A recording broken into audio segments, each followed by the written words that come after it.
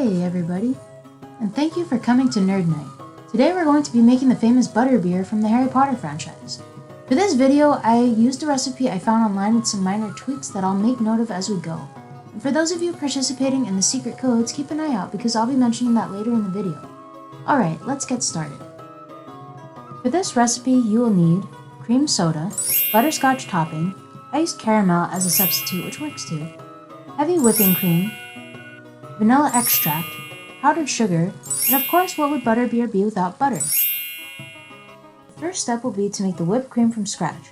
I will be using a KitchenAid mixer, but if you don't have one you can also use an egg beater or even a whisk, though that will take a bit longer. For the ingredients, you're going to need a half cup of heavy whipping cream, 1/4 cup of butterscotch or caramel topping, and 2 tablespoons of powdered sugar.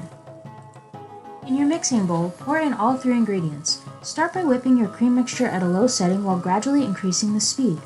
The whole process will take roughly 3 to 6 minutes, but what you're really looking for is a texture similar to this known as stiff peaks.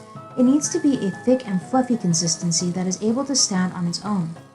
A quick note, make sure not to whip the cream for too long or you'll accidentally make butter. On another quick note, if you want to make butter, keep going.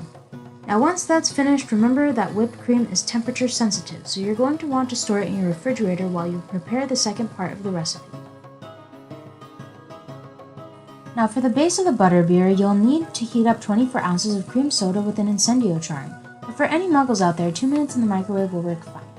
Now remember, this is supposed to be hot, so all of your ingredients will need to be heated before incorporating them in. Here I'm pouring in 2 tablespoons of caramel and a 1/4 cup of butter, which I've warmed in the same container. Next, a teaspoon of vanilla extract. Vanilla extract can be quite strong, so make sure not to overdo it. Once that's thoroughly mixed, it's ready to be served.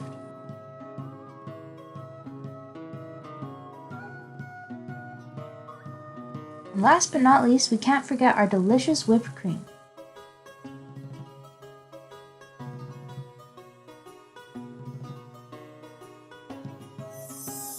And here's your finished product. It's ready to be served and enjoyed at your leisure. Warm and delicious. Now I'm gonna curl up with one of my favorite true history books, which I borrowed from my local library. Thanks for watching and see you all later. Knox.